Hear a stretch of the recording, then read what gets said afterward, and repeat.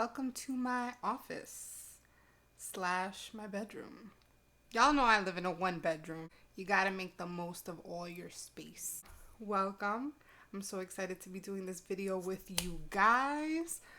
For today's video, we are going to be talking about frugal travel. Yes, I use those two words in the same sentence. A lot of people feel like you really cannot go on vacation and travel and be frugal, but I'm here to tell you that you can. On average, every year, I usually like to pick about maybe 1 to 2 new places that I've never been to before, and I like to travel to those places and see if I can get the best deals and keep things as frugal as possible in general. So for this year, which it's 2020 for those of you from the future, for this year, we actually decided to go to Orlando, Florida.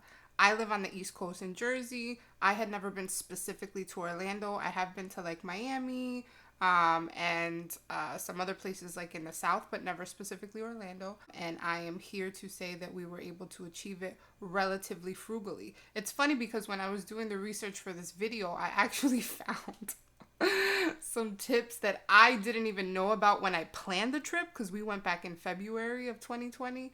So you guys are getting like tips that I didn't even know about. I didn't even know about the tips until after I was doing the actual research for the video. So I was kind of salty. I was feeling a little salty about the fact that I ended up paying full price for those tickets to those theme parks. And so I'm actually here to share some of the tips that you guys can implement so that you don't have to pay full price for your theme park tickets the way that I did. Boo Boo the fool over here. Let's jump right in.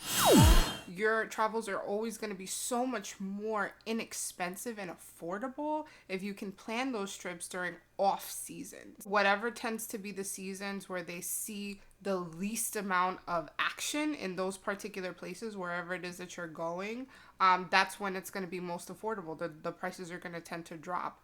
So just as an example, as I said, for this year's vacation, we ended up going to Orlando, Florida. So the worst times, in my opinion, to go where they're going to really jack up the prices are going to be the summertime when kids are out of school.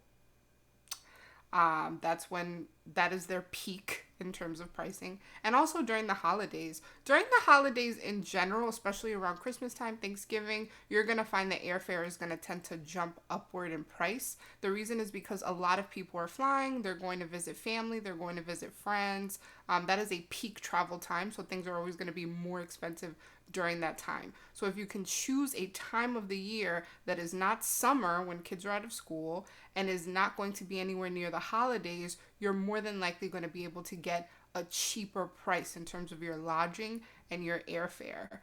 For this particular trip, we picked February. February was great. It wasn't really near any type of holiday, and the kids were very much in school during this period of time, so we got a really good deal. So that is going to be when you should be actually traveling, during off times, so that you can get the best price. The second question that you should be asking yourself when you're planning frugal travel is going to be, how will we get there? So this is something that is going to vary wildly depending on where in the country you are and where the heck it is that you're going.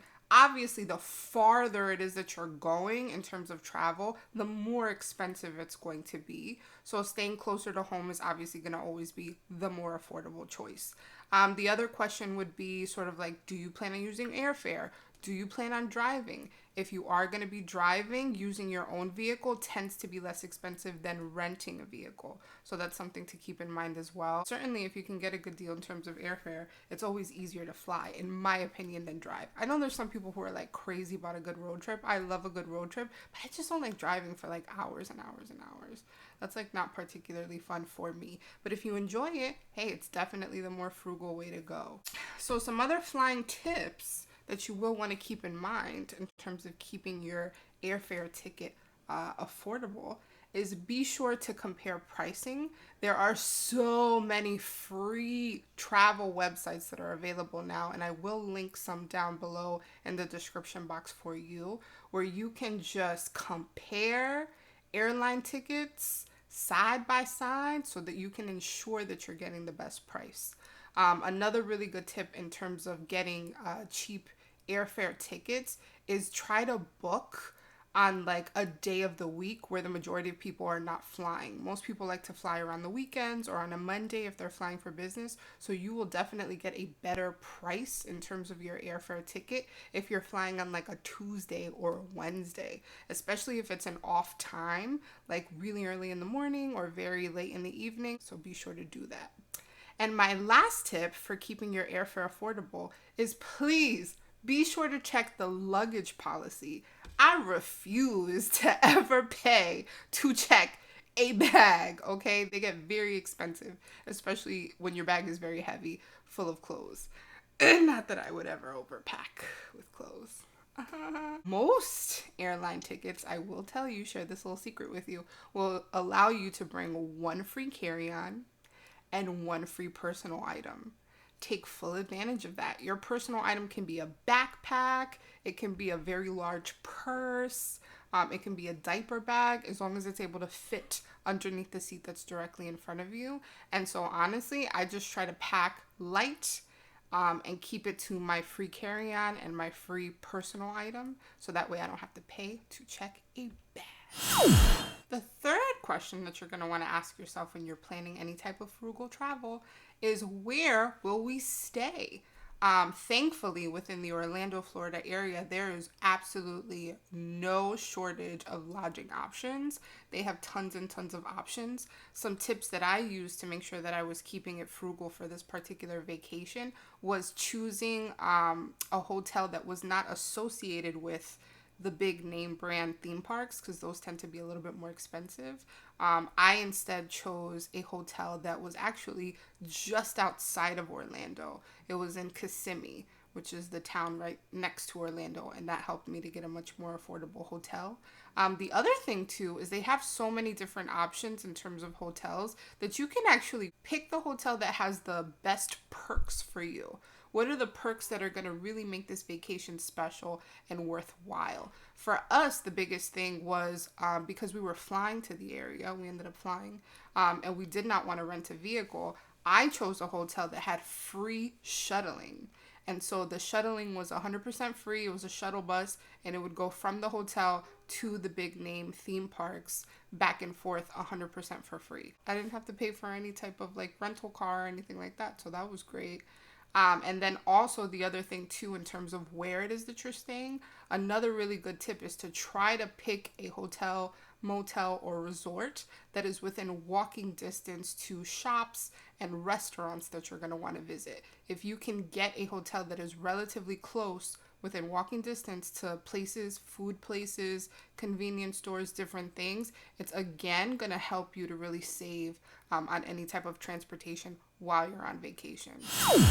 The fourth thing that you're going to want to think about when traveling frugally and planning frugal travel is going to be, how much will we spend on food and entertainment?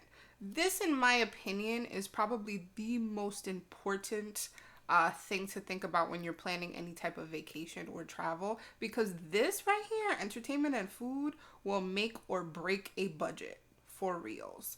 So my biggest tips for this is definitely plan your budget ahead of time. Do not show up to your location and then decide that you're going to try to figure it out from there. Make sure that you are very strict and very honest with yourself about how much it is that you have to spend in terms of food and entertainment. And then you can kind of plan around that. You know, if you only have a small amount to spend in terms of food, then you're already going to know, okay, well, let me sort of pick pizzerias and delis and less expensive food places that are in my area. Let me research those places so that I know that I can go there and stay within my budget. Frugal tip alert, frugal tip alert. While you're on vacation, as soon as you check into your hotel, be sure to hit up your local grocery store or convenience store and stock up on water, beverages, and shelf-stable snacks. Once your hotel room is filled with the favorite snacks that you like, you're not going to feel tempted to go to a restaurant for every single meal while you're on vacation. The same exact thing goes for entertainment stuff. You know, you're going to want to pick ahead of time what are the things that are going to keep your family entertained that are within your budget. Within Orlando, I don't have to tell you, there is absolutely no shortage in entertainment options in the Orlando area. And they have them for all price ranges, which is really exciting. Obviously, the big name theme parks are probably the main, I think, reason that most people will go to that area. So I actually have a ton of tips on how to save money for those big brand name theme parks on my Frugal Wanders tip sheet. Woo! And how do you get this totally free Frugal Wanders tip sheet, you might be wondering? You can actually get this sheet for free that is chock full of all types of resources by visiting focusfrugalfab.com, and it is available for you to download.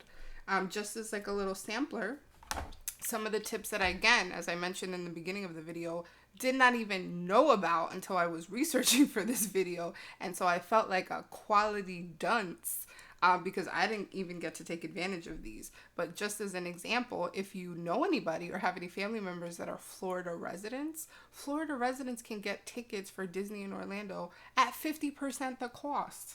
50% off. I actually have family members in Florida, and I totally could have taken advantage of this and just asked them to get the tickets for me, but I didn't even know about it. So shame on me.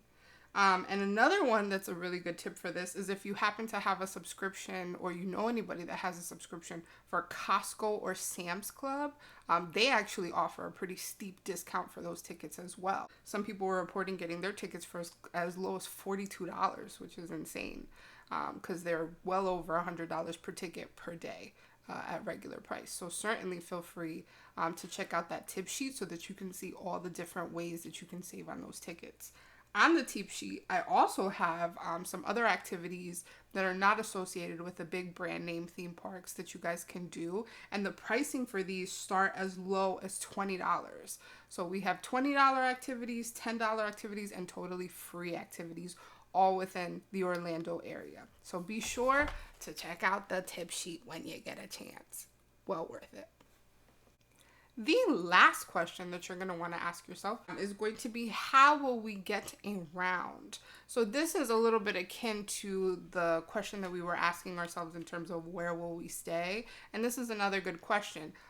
As I mentioned before in tip number 3, I highly recommend picking a hotel, motel, or resort that is very close to food and hopefully close to your activities. Maybe you can get a hotel that has perks the way that I did, including the free shuttle that was getting us back and forth to where it is that we wanted to go. So those are all very good tips, and feel free to implement that.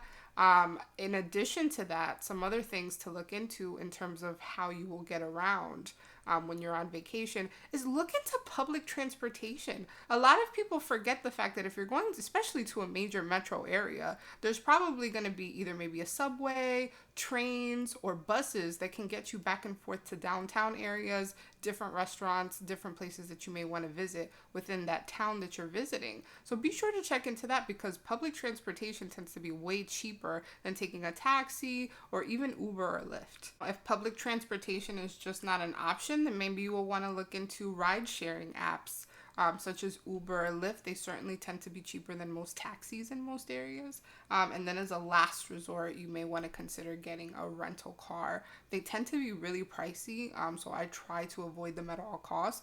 But I mean, depending on your situation, it may just be something that you may have to do. Frugal travel alert, frugal travel alert. If you absolutely positively have to use a rental car during your vacation, be sure to compare pricing so that you're getting the best deal. And in addition to that, try to organize your vacation activities in a way that all of the activities that require you to use the rental car to get there are all happening on the same 1 or 2 days. That way you only have to use a rental car for 1 or 2 days as opposed to the entirety of your trip. It will definitely help you save some money. Well, guys, that's going to do it for me today. I hope you enjoyed this video and that you found it to be somewhat interesting and helpful. If you did, feel free to hit the like button and feel free to subscribe so you can be notified every single time I have a new video. And I will see you guys when I see you. I'll see you when I see you. Bye.